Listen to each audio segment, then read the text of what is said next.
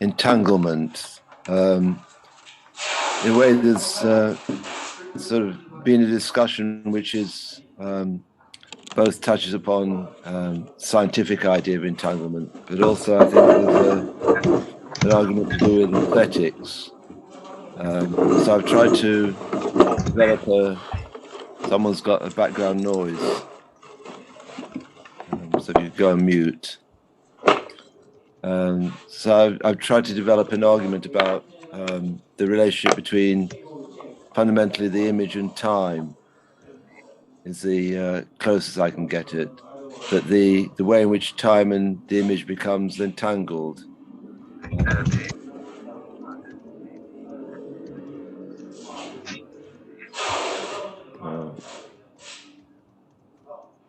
So art can be understood as a special case of entanglement, presenting a knot-like figure that sets it apart from other structures of communication. So I like this idea of a sort of knot that can't quite be untied or can't quite be seen through, isn't straightforward, is in a sense a kind of chaos, if you like, something that can't be completely untied or undone. You have to stay with it. I've got the first images of the work of Nan Goldin and kind of thought about this nature of the subject and about the registers of the subject and about the relationship between memory, imagination, and vision, and about the way that those cut across also temporal figures like past, present, and future. Let me just, I'm going to decline Live's transcription. The relationship between memory, vision, and imagination pertain to the formation and deformation of images, but also the three modes of figuring time, past, present, and future. This turn occasions a complex and tangled relationship of time and the image. That's the main form of entanglement I want to look at in today's lecture. There's other ways of approaching this, but I want to do this particular line of. Does someone switch off the go mute? There's an interference. But again, a work by Nan Goldin. But I've kind of thought about the image of looking into a mirror and a sort of disavowal of the idea of self-seeing. That you look into the mirror and you don't see a perfect reflection. So why then the entanglement as a figure and what is implicated by it? There is an ordinary sense to it as a concept, that is, being caught into something that leads to either chaos or complexity. Then there is something less familiar figure that derives from quantum physics, postulating a situation where pairs or groups of particles are generated, and each of them cannot exist independently of the other, even in a state of spatial separation. Both situations exist in states of coextensivity. So this idea of a coextensive relationship between time and the image, kind of something which is separated but is implicated in the figural sense, and something which implies in what I've introduced, and so not like figure, a chaotic figure or complexity. So again, is Nan Goldin. So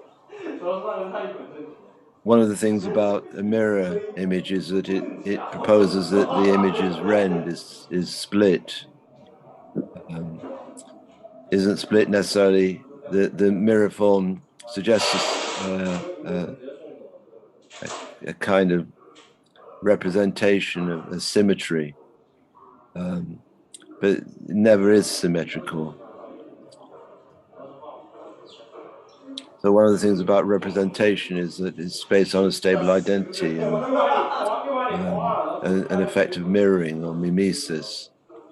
But photography with using mirrors is often an undoing of the mimetic and the stable identity questions the stability of identity. It's the idea of a sort of decentering, a decentered subject.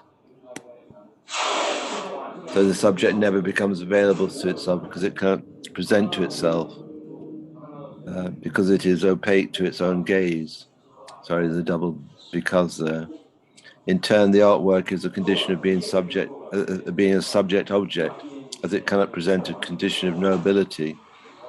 And one of the conditions of separating out subject and object is you get a subject of perception looking at an object of an intended object. But that's a knowable relationship, is a mediated relationship, mediated by representation, as if the subject is clear to itself and that it can perceive an object in its own non-interfered space. The question of unknowability is a question of entanglement of vision, memory, and imagination. That's my starting point. A, that the subject is not transparent, and it leads to unknowability, as a condition of unknowability. And this is, in turn, the registers of vision, which is the present, memory, which is the past, and imagination is the future. And I'll increasingly, through the presentation, question that relationship of temporality, that there's a kind of series of paradoxes to do with memory and imagination and vision. Again, it's a self-portrait of Nan Goldin.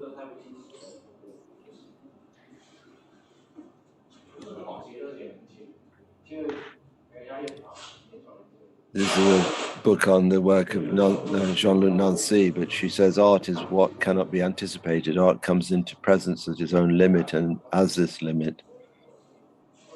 So this idea of entanglement is a kind of argument to do with coming to its limit and as this limit that sets up a boundary condition, but a boundary that leads to perhaps a kind of a relationship to infinity.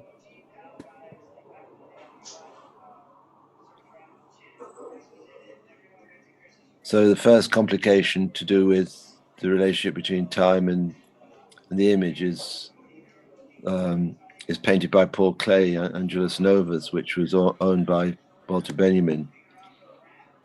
And he famously wrote a dialectical image of that, on that basis of that, owning that image of Paul Klee. But he wrote about the dialectical image.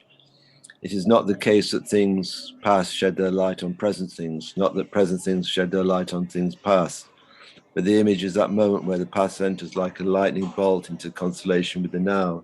In other words, image is dialectics of a standstill. So the idea of images, dialectics of a standstill, is the idea of Caesarea, or an interruption, a break within continuity, a discontinuous relationship between the image and time. So time introduces itself as a rupture in which the past can reoccasion itself and anticipate a future yet to come.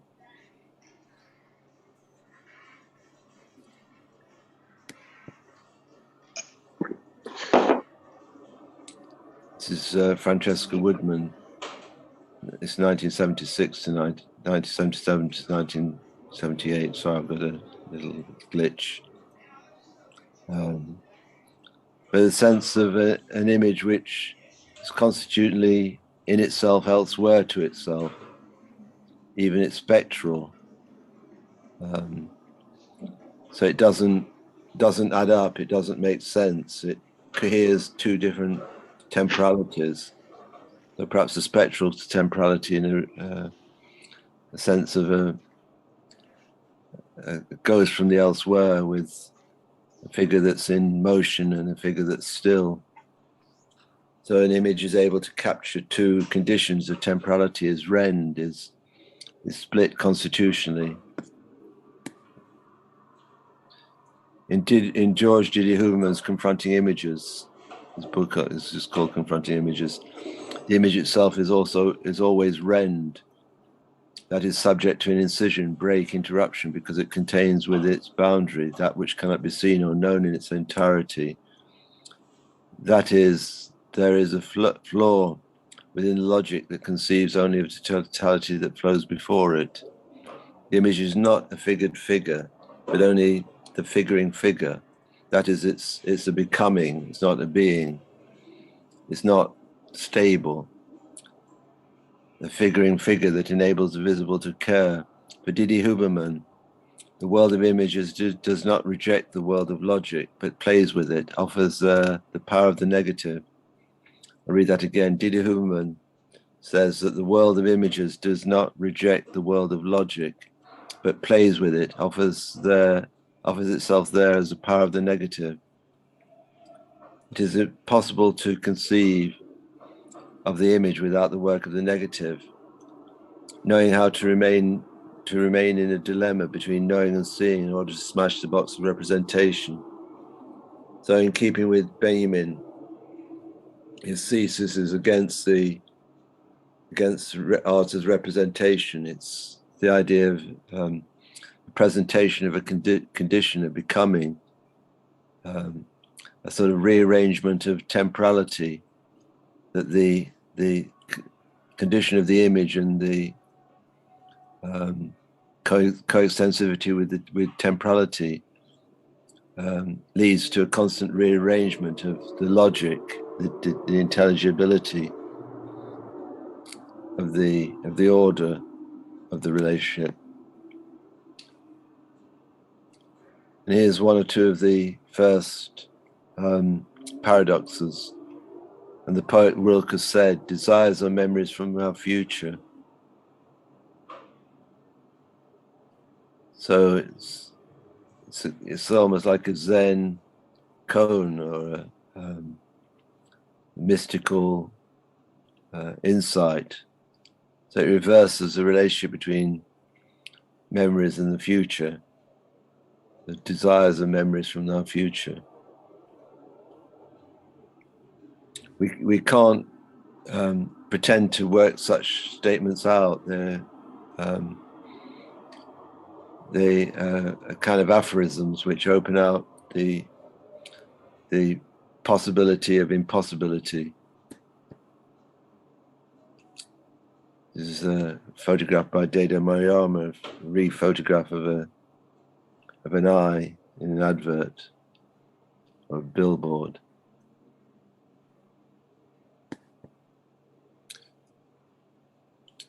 She said to me that the future is the secret of the present.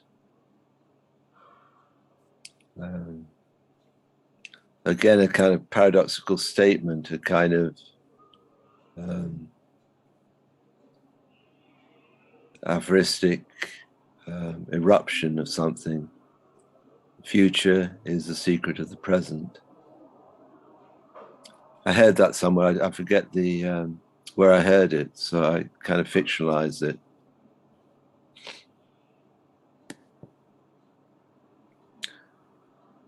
So this is from Alphaville. No one has lived in the past and no one will live in the future. This is the kind of idea of eternal presence. So the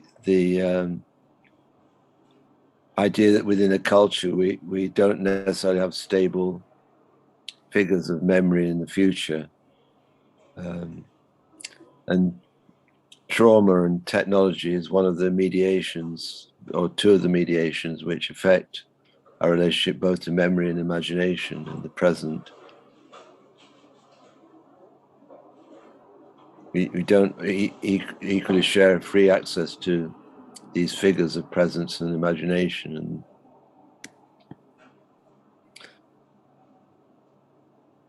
sometimes paintings are a mystery that appear to solicit close or complex attention. There's a sensation of displacement or attention adrift in this work by Velasquez. So this is in London in the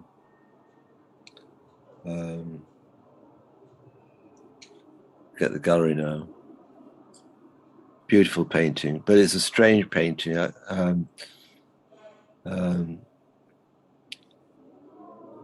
It's a portrait of a woman who's not named or not known. And it seems that Velasquez's attentions went from attention to the face to the gloved hand, and particularly the gloved hand, not with the fan, but with the touching the veil. Wallace collection it is, sorry. One of the most intriguing paintings is kind of between fetishism and beauty. It's partly based on, there's a Titian painting in the Louvre with a man with a gloved hand, which is similar. But maybe Velasquez had come across this painting by Titian, I don't know. But the more you look at the painting, the stranger it becomes.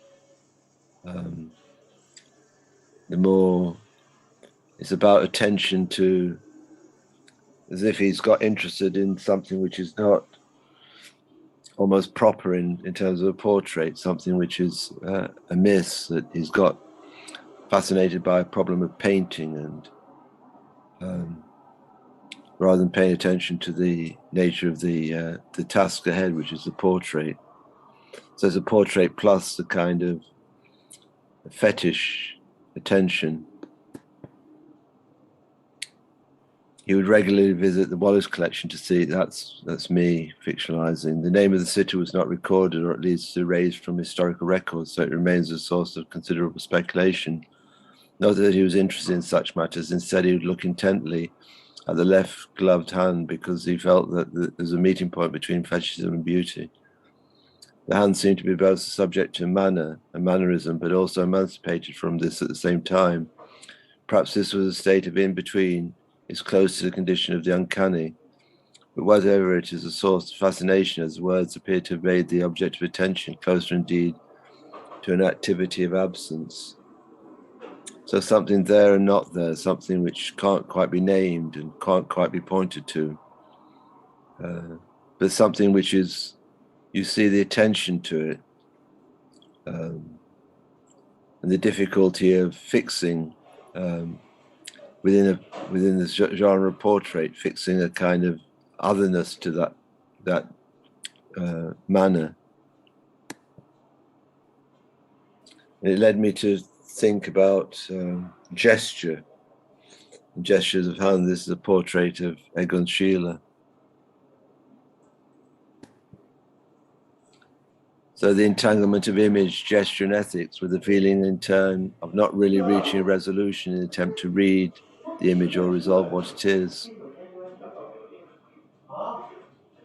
So it constantly got at play in richer works of art, this sense of an entanglement of something which can't quite be undone or quite be understood. The more you look at it, the stranger it becomes, or the more fascinating it becomes. Fascination is in a way, time's absence, where you get in suspended state, you accept the entanglement.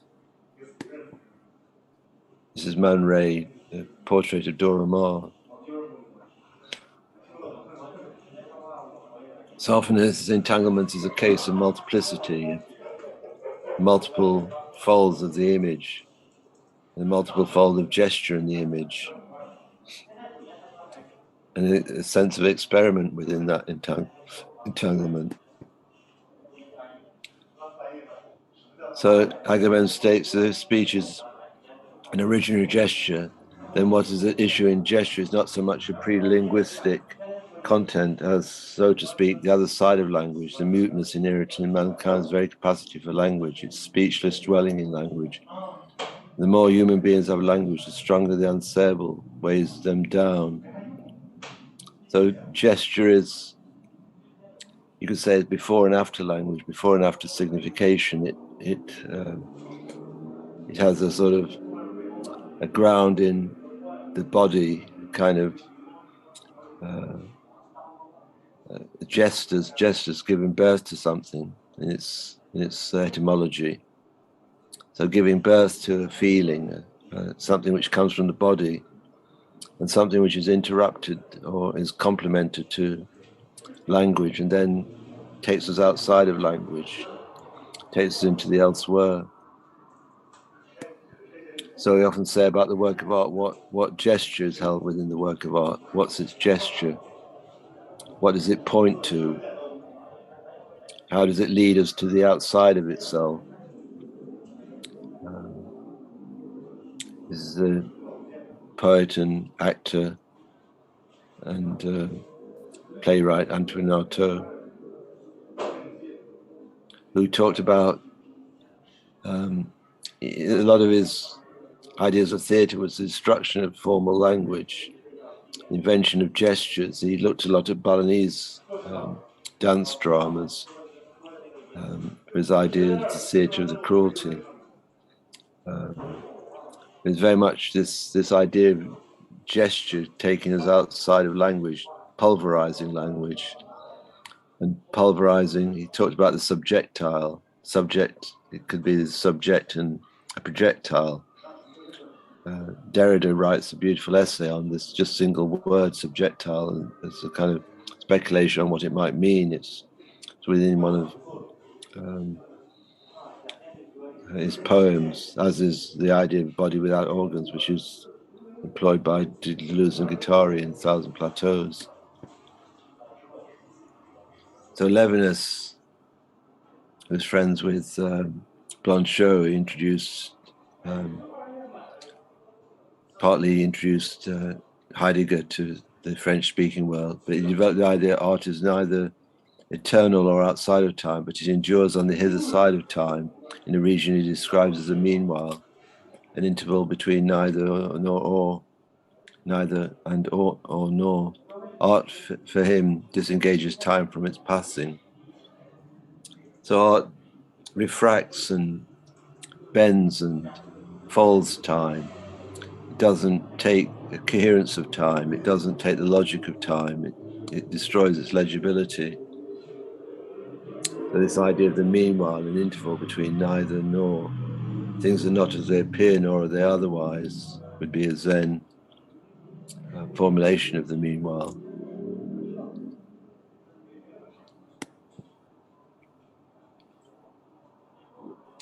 And this is Joseph Beuys performing his way of explaining paintings to a dead hare. He had his face covered with gold leaf and honey. Honey is kind of, you could say, it's congealed time.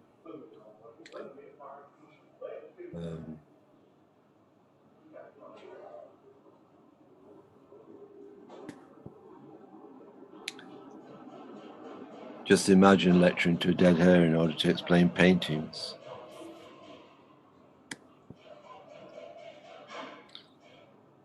Benjamin wrote on imagination in the following manner: the German language possesses no native term to describe forms of imagination. Only the word manifestation may, in one specific case, be regarded as such.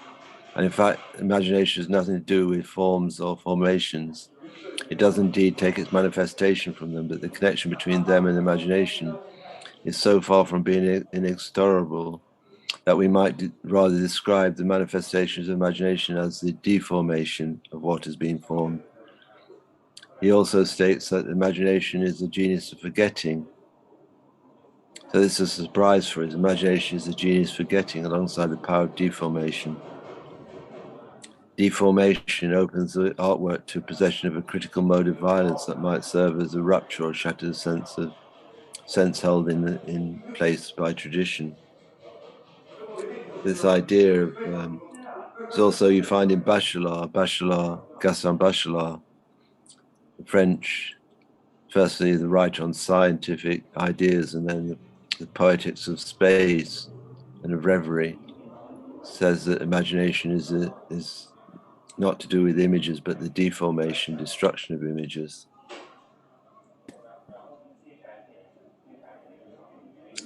The portrait of Warhol showing his wounds. Warhol displays his wounded body after being shot. Scar tissue is like a form of memory written on the body, but he claimed, I have no memory. Every day is a new day because I don't remember the day before. Every minute is like the first minute of my life. War was emblematic of the contemporary time, perverse and sharp at the same time.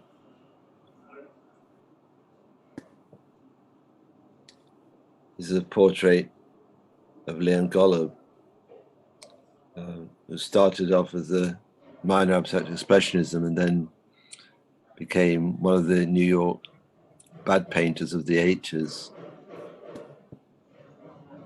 And he declared that this now is the time for the dogs. Golub in this was evoking a fracturing of time, undeclared wars, realms immersed in shadows, and a world that does not add up. It's one of his giant paintings on tarpaulins of Central American dirty wars, where political prisoners were taken into torture cells and interrogated. And the 80s was filled with these wars, which were undeclared wars.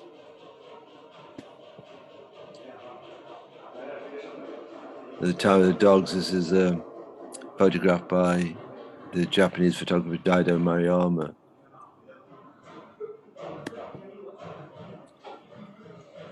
The dog looks back as he's being shot by the camera. For a moment, he arrests the space in which he is standing. Maruyama portrays harsh realities of living, hard-grained and blurry, decentered and out of focus, burning and vaporous, discordant and fast, but ultimately much more to do with the meeting point of memory and history as opposed to memory and imagination. At times, his images appeared to be on the edge of their own inward paths to disintegration.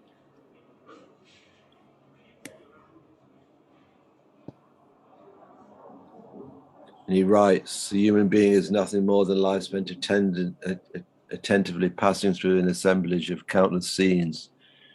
You can say life is transitory and to live it at that. But when I wonder where on earth a certain scene from a certain time and a certain period disappeared to, for me, it is not sentimentality, but a feeling closer to irritation. All people lose their scenes one after another. Another way of expressing this is to call it the expiration of time. Time is not something that comes pressing down upon us. Recalling stories that have been lost is simultaneously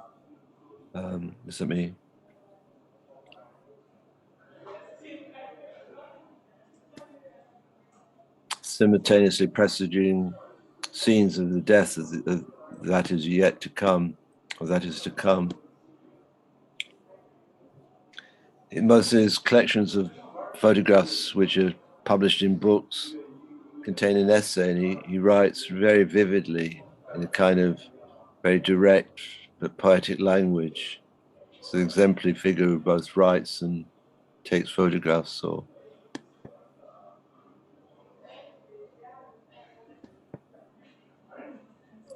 he goes on to say, then, what is the transcendental nature of memory? I don't understand this well, but for example, when people fear the darkness or they're transfixed by the horizon on the seashore, the only thing I can imagine is that people are sympathizing with every cell of their body, with a distant memory of something. Whether this is accumulation of memories carried along for an astounding length of time since antiquity by the biological cells themselves, or a system of memories cultivated over a long time by history of humans in the world, or something else entirely, is beyond my interpretation. But whatever it is, I have the feeling that is accompanied by a certain dread.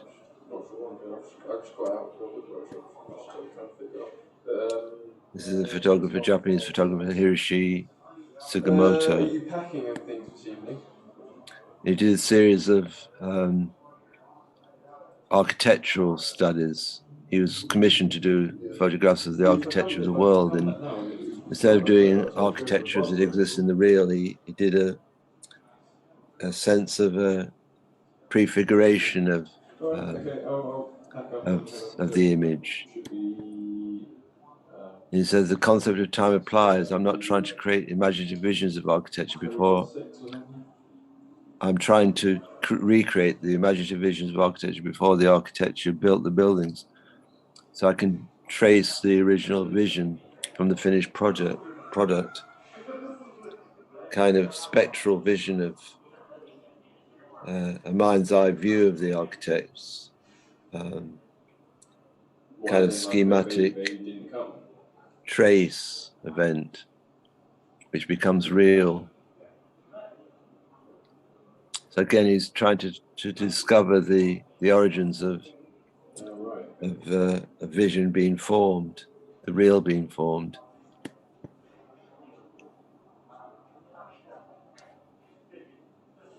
And the next conjecture is this relationship between historical moments and in this instance, the time of Giotto with the time of Matisse, something out of the blue, a flash across time or a passion for the image, historical time, not just a sequence of straight lines, but of ruptures, discontinuities and leaps that open up the possibility of reconfiguration. This is the Arena Chapel. This is in Padua. This is painted in the early 14th century, first few years of the 14th century. And it's known for its generous use of lapis blue, which was incredibly expensive. If you go and visit this chapel, you're only allowed to stand in it for 20 minutes at a time. Your time is timed, so you go in and you watch a video and you go in and stand in front of this or inside this incredible narrative, but this amazing blueness. And Matisse visited this in the early part of the 20th century and was taken by the intensity of this monochromatic experience, where you get the sensation of blueness over the image, kind of reversal of the figure-ground relationship, the gestalt of the image, in which the figure is clearly placed within front of the ground. You get a kind of tremor of this relationship.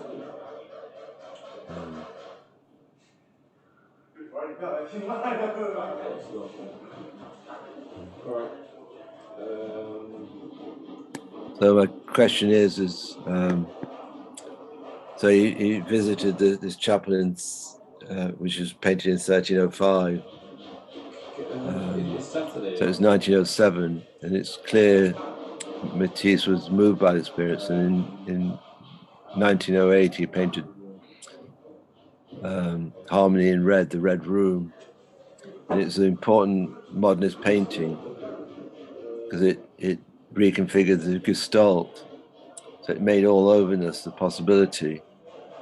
So what was Matisse seeing in Giotto, if not the majesty of vision rendered visible with the purity of means? Perhaps it was a painter attending to a task of entertaining within the secrets of excess, and a sense of excess arising out of the painting as its own project, the passion of the artist. So we often don't conceive of something, an influence existing over that sort of period of time. So 600 years separating them out. It's unusual, it's remote, but you see, in a way, modernism is based on very peculiar types of memory, the memory of Picasso's memory of the African collections and the Louvre's collection of Egyptian art, and in this case Matisse's memory of Giotto. And this is the Red Room. This is from the early part of the 20th century, but he reverses the relationship between figure and ground. He makes the ground into a foreground, or he loses the relationship between foreground and background. He creates immersion in color. So the color dominates, single color dominates the spectacle of the painting.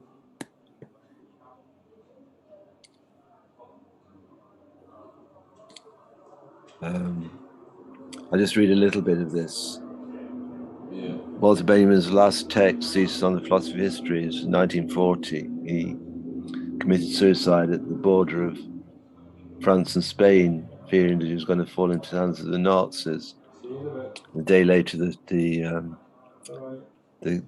they opened the crossing again. So he was a day too early. He was a day. If it had been a day earlier or a day later, he'd have got through. And maybe history would have been different. Written as densely formulated series of aphoristic meditation on time and history, we're presented with a series of contesting images held within a mood of refrain, even a form of slow motion, perhaps in the light of impending catastrophe. Language and a sense of loss appear to coalesce within this text. Dream, shock, memory, reverie mingle with huge figures of thought, the rise of Nazism, the stultifications within the Marxist movement, the shadow of war creating an ambiguous space of reception within the space of writing, close perhaps to Hegel's gallery pictures invoked in an phenomenology of spirit. Whereas time for Hegel is clearly equated with history, Benjamin offers a different possibility of the image itself standing for history in ways that serve to coalesce time in the image. It is in this text that Benjamin developed the most commented upon passages in all his work in the form of meditation on Klee's painting Angelus Novus, which he personally owned. So the image of the angel is connected with the idea of happiness, but the setting of the text is melancholic. So our image of happiness is indissolubly linked with the idea of redemption. The angel is a figure of the link between origin and ending. That the angel is the embodiment of a dialectical image that flashes before us. The past can only be seized as an image which flashes up at the instant, which we can recognize and no longer see again. The dialectical image is both inside and outside time and is able to reveal an afterlife of experience in the form of the co-presence of time. Though we get this idea of a multi-directional temporality, doesn't draw straight lines. It's a series of curves and surprises and reversals. Now I want to do a series of just think about montage and as a way of self-consciously thinking about the relationship between time and image and interruption. Again, Giorgio Agamben argues that cinema has its center in gesture, not in the image. It belongs essentially to the realm of ethics and politics and not simply to that of ethics. The first film, which is to do with an image of the past, is an impossible future, is Le Jetée by Chris Marker, which was made in '62, mainly out of still images. And it's in the aftermath of the Third World War. I'll show a little bit of the film later. But he's asked to time travel. He's asked to save the... so it's about memory and history as well as image and time. And there's only one brief interval where an eye movement, and in the film he says, or states that nothing sorts out memories from ordinary moments. Later, they do claim remembrance when they show their scars. The face he had seen was only to be the only peacetime image to survive the war. Had he really seen it, or had he invented that tender moment to pop up? The victors underground did experiments to recover subjects with powerful memory, so they could recall the past and then find a way into the future to rescue the present. The film is constructed around an impossible image of a man who witnesses the moment of his own death. It's based on aporia. Aporia is not being able to pass through. A is not porous. This is one of the guards for the prisoners. And you get these statements like the combat necklace he wore at the start of the war that is yet to come. So it's built around paradox and reversals and impossibilities. You realize there was no escape from time. So as if to save humanity, they have to escape from time to emissaries from the future, or rescue those trapped on Earth. These are the emissaries which come from outer space. Because he had such a powerful image of the past, this face of a woman who he felt he might have been in love with, he was asked to go into the future, but he was drawn towards the past, to this image.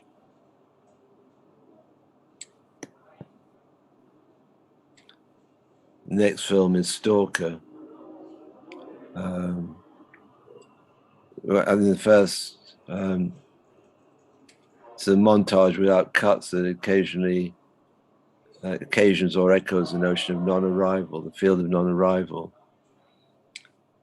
So what Tchaikovsky preserved within these echoes folded in a given field of attention is a distinctive rhythm governed by a search for time that was articulated as sculpting in time. The zone, where the film takes plot, disarticulates the relationship of mind and nature, thereby opening out perceptions to a loss of common sense. Sorry. I think the zone is something like outside of modernity. It's outside of scientific rationality. Time doesn't behave there. It's not like what Kant said. It doesn't prefigure a kind of relationship to rationality. You get statements in the film like you dream one thing, but you get quite another. So this kind of sense of not quite adding up.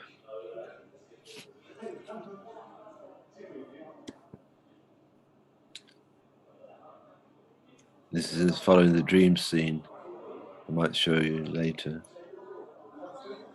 And the dog, again, the dog seems to interrupt the human. Even the noticing beasts know that we're not so alone in this over-interpreted world. It's a fraction of a film, a fraction of a poem by Rilke. So the dog is more alert than the human to reality.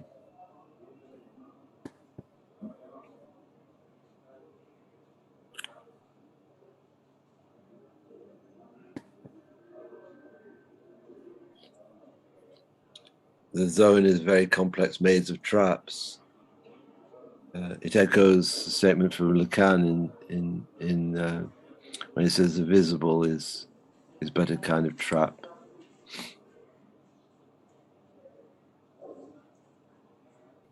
But physics doesn't work there. The laws of physics are kind of laws of memory and imagination, and vision is all warped and coming apart. So in Kartovsky, a stream of images interlocking and recombining, always mutating in search of conjunction of time and image, a zone, a thinking planet, matter and memory splice into a continuum, discontinuity. Nothing appears as stable identities are dissolved.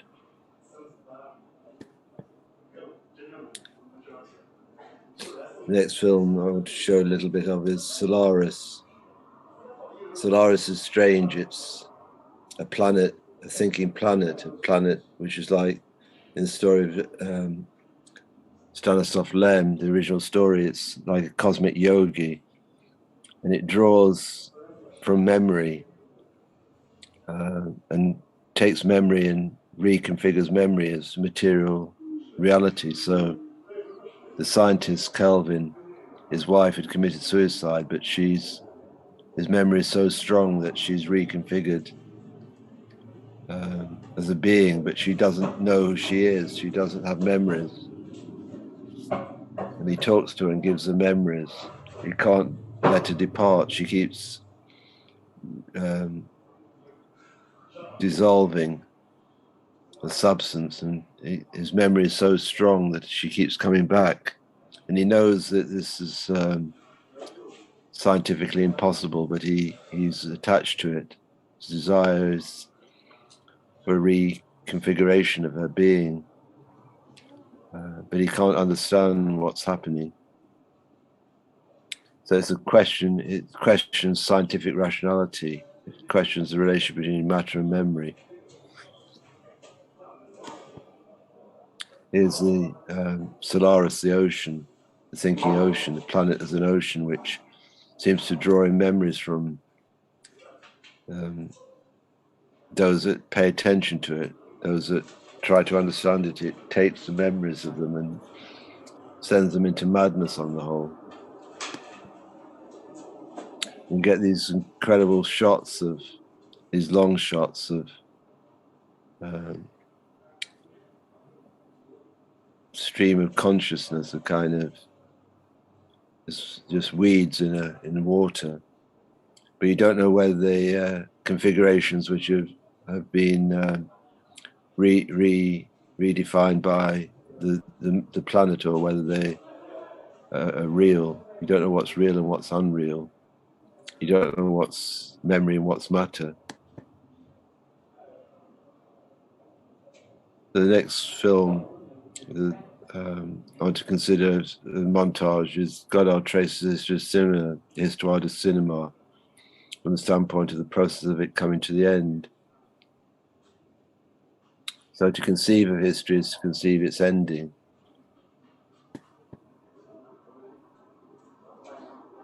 And in this 4.5-hour film, which he made for TV, in which he announces the death of cinema, his art is like a fire.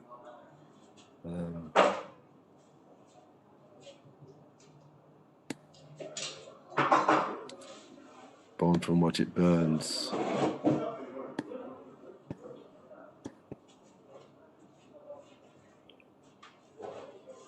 And he took from the Arcades project of Benjamin and the thesis of philosophy of history. In many respects, this is a melancholic work on the increasing obsolescence of art cinema, which is placed within its lost conditions of an era.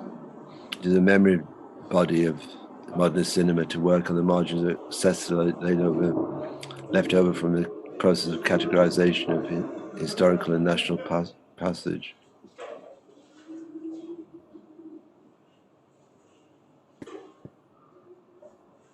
These are just some stills. So he splices together different moments from painting and cinema, and he does it in terms of national cinemas, Italian and Japanese and Hollywood. So Godard stated that montage is a figure of surprise. So again, this idea of surprise that said earlier, the future is a surprise of the present. Montage is a weave of images, voice and sound and gesture within the process of discontinuous arrest.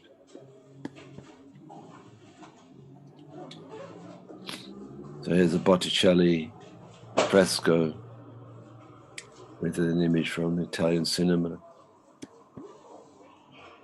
If direction is a look, montage is a heartbeat. To foresee is the characteristic of both, but what one seeks to foresee in space, the other seeks in time. Godard.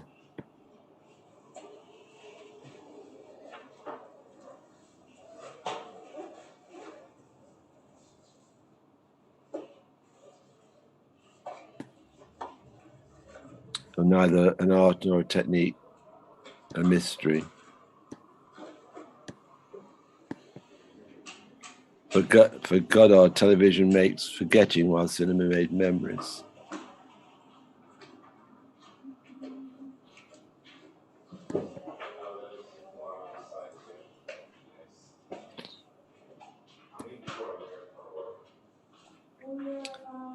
Art stays close to the figure of Aporia. or withdrawal that precedes it, is a testimony to each complex play of subject, time, image, each in their free play and potential striation sublates. Sublates is a Hegelian word, which means to raise up, to annul, and preserve in different combinations or singularities. So it's a word which can have three senses, two senses, or one sense. It sublates one another in this play. So art stays close to figure of aporia. It's a testimony to the complex play of subject, time, and image, each in the free play and potential striation sublate one another in this play.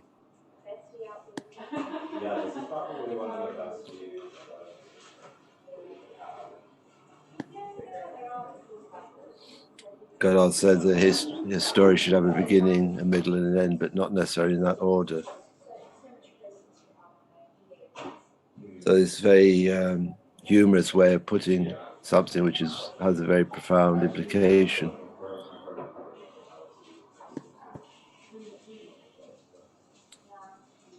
Again, a French painting, a face from French cinema. Gilles Deleuze writes on cinema from the standpoint of the image in two ways, through movement and through time. Images following Bergson's are the mobile sections of duration. I'll repeat that. Images following Bergson are mobile sections of duration. The crystal image maintains a close link to the virtual, mainly in the form of the link between the past and the present, or the virtual and the actual. So the past is virtuality, present is actual. So this is a more complex crystal of time. Deleuze is probably a response to Benjamin's idea of the dialectical image, but it's a bit more sort of complex, really.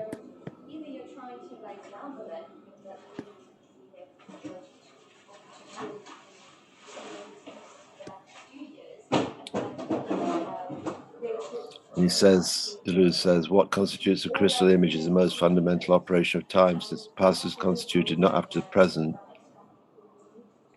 that it was, but at the same time, time has to split itself into two at each moment, as past and present and past rather, which differ from each other in nature, or which amounts to the same thing. It has to split the present into two heterogeneous, that's multiple directions, one of which is launched towards the future while the other falls towards the past.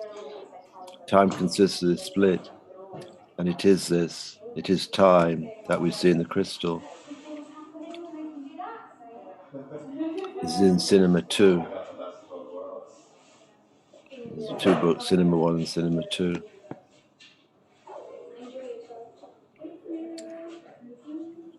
There's an image from early Soviet cinema. I think it's a Dovchenko. Again, George Didier Huberman, the art historian. The image is not a closed field of knowledge. It is a whirling centrifugal field. It's not a field of knowledge like any other. It is a movement demanding all anthropological aspects of being and time. So again, a disavowal of this straightforward idea that the image is representation, and if it's representation, it's stable and it's a form of knowledge of the world. Instead, he proposes it's a whirling centrifugal field. It's not a field of knowledge like any other, so it's not epistemological. It is a movement demanding all anthropological aspects of being and time. Whereas art is ontological. Ontological is the question of being.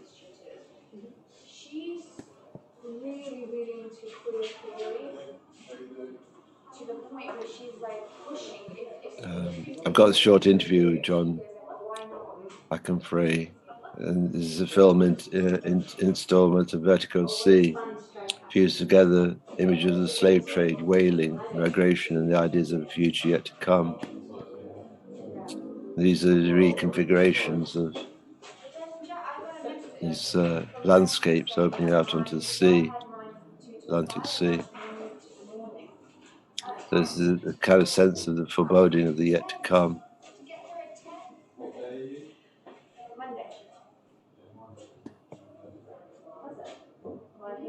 He takes images from archives. So there's a particular relationship between archive documentary footage and a reconfiguration into different screens and different temporalities and different registers. This is a painting by Miho Sato called The Killer Whale. Sometimes things that serve to attract are strange. Why a whale, or even more extreme, a killer whale? How are such attractions and formations formed? A sharded memory, a dream perhaps, or a half-forgotten children's book. Anyway, it's submerged both in the origin and the image. In this way, it is both there, but also lurking on the edge of disappearance as in a glimpse of the eye. In this respect, it's assuming a relationship to the spectre that patrols the boundary between the real and the phantasm. This is where the threat lies, this patrolling of a dangerous boundary, rendered in shades of grey. The grey signifies both the deep and the remote. It is a registration of the indistinct. Grey killer whale, killer grey whale in passing by, glimpse killer. A grey killer glimpsed in the half light of the edge of the world, in the deep of the world, passing from this world. The painting is also fixed and definite, even still, and yet it trembles on its own edge.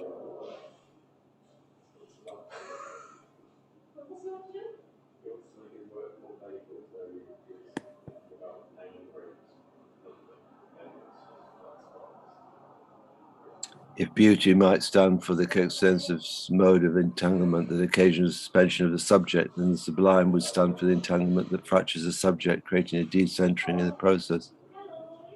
If beauty causes absorption into, then the sublime might be described as a leap out or even an elevation from, and in this way always attached to movement.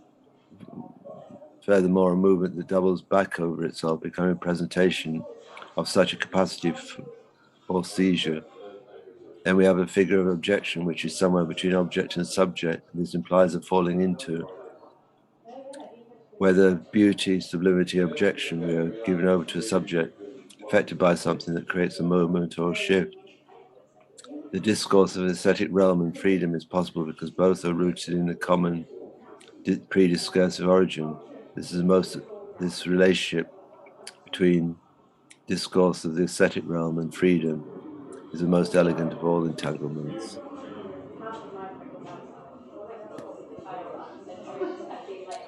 Finally, I want to show the photographic work of Esther Tymont, which takes us into places of darkness, caves, swamps, remote seas, shadowy rooms, all spaces that appear to congeal time.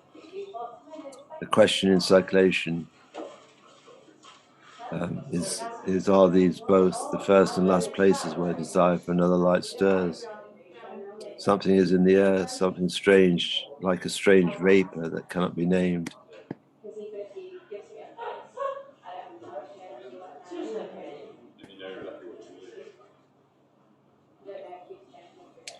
Got some fairly dense text. I'll read through them.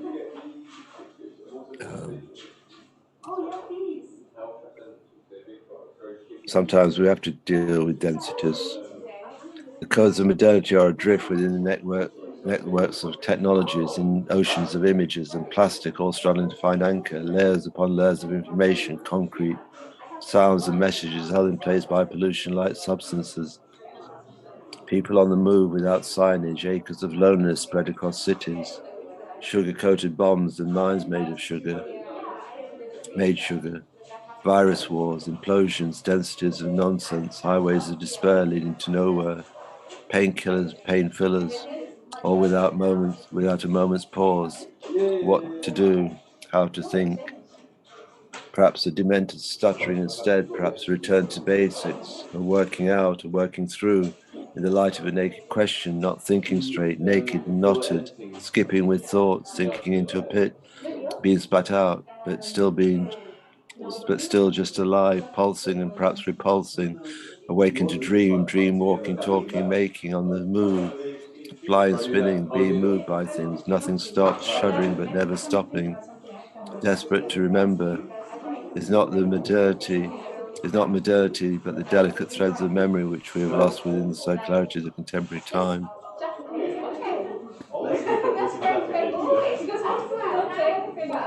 Another image of Esther Titan.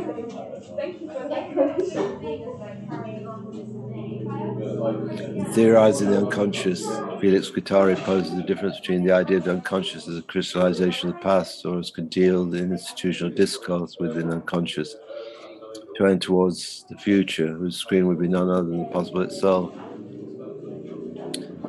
For Guattari, such a difference is born out of thinking time against the grain. To imagine what came after can modify what came before. In order to explore new and possible interactions at the level of temporality, abstract machines are assembled in order to transverse various notions and levels of reality. In the process of stratification, are both established and demolished in order that casualities might no longer function in a single direction. So this undoing of the idea of the unconscious being the past, turning away from classical Freudian psychoanalysis towards a more inventive way of thinking about the possibilities of temporal reconfiguration within abstract machines, but a kind of ethics of thinking of time against the grain and thinking that what came afterwards can modify what was before. We think of history as being fixed, as being done, but perhaps like the angel of history, we can restore our relationship between being and time. Well, that's the Teichmann. What is to come and how to see what is coming? Are we touched by something as opposed to knowing something? Is the work of artists to explore the train between measurable certainties and immeasurability? In the words of Catherine Malibu, the future is also a promise that there are forms of life which must be invented. The power of invention is touched by what is not yet seen, articulates a form of desire we call art. Its voice is distinct and its production is difference. That's one of the things I've been talking about a lot, is the difference between the production of the self-same, of repetition, and the production of difference, the production of the new as difference. Find the last image of Esther Teichmann. This kind of sense of, is this before history? Is it myth? Is it a mythological image, or is it futural image? We're never sure of this relationship between the image and temporality in her work, between the settings of it. And she exceeds photography. She paints into and over the image, gives it in excess a kind of afterlife, a pre-life and an afterlife. It's like a bit like the marks you find in the symbolist painting.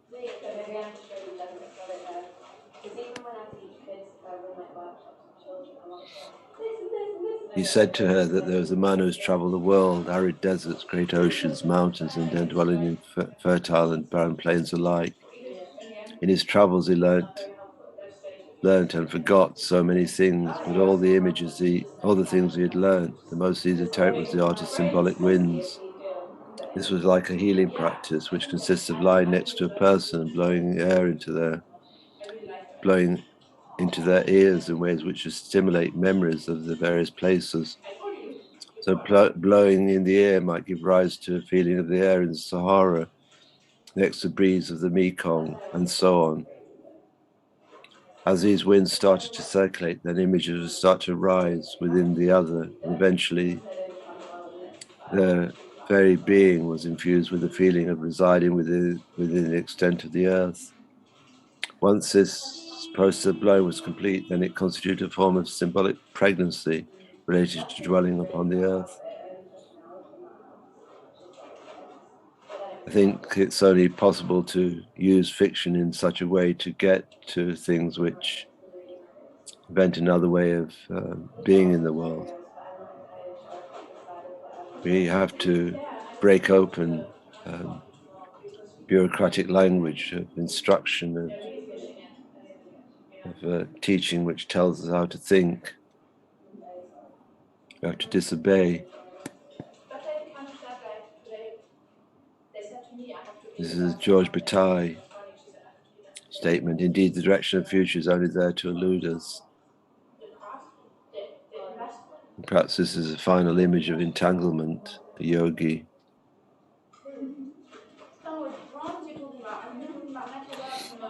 This is the last slide.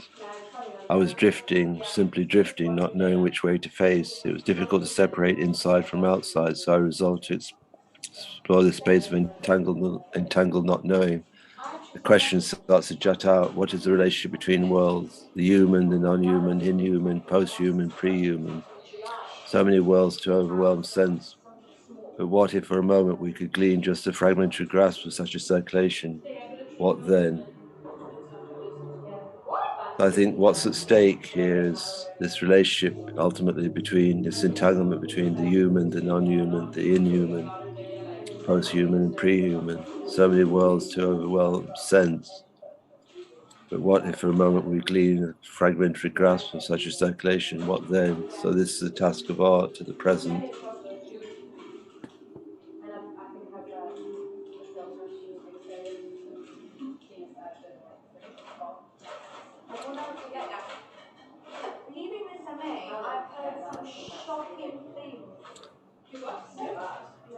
That's the slide presentation. I want to show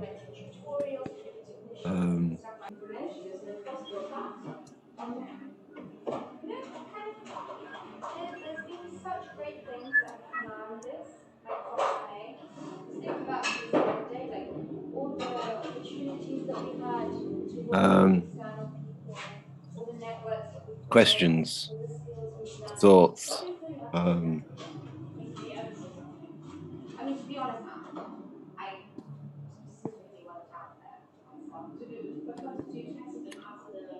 The entanglement of image and time, and the paradoxes of entanglement, and the rupture of common sense. And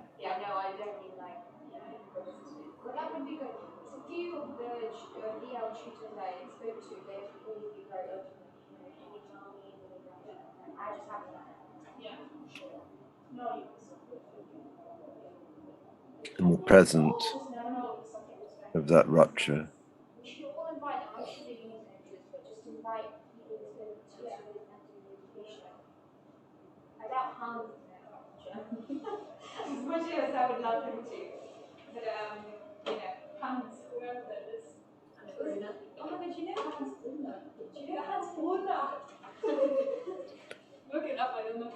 Got a hand raised, David. Can you hear me? Yeah. Yeah. So I was just interested in, have you come across the term anamnesis? Yeah. Does that, my understanding of that is linked with memory and time. Is that your understanding of it? Mm-hmm. And, yeah, and I think of it very much as being something that's in the present.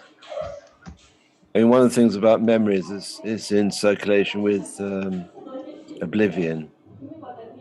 There's no memory without a corresponding oblivion as well.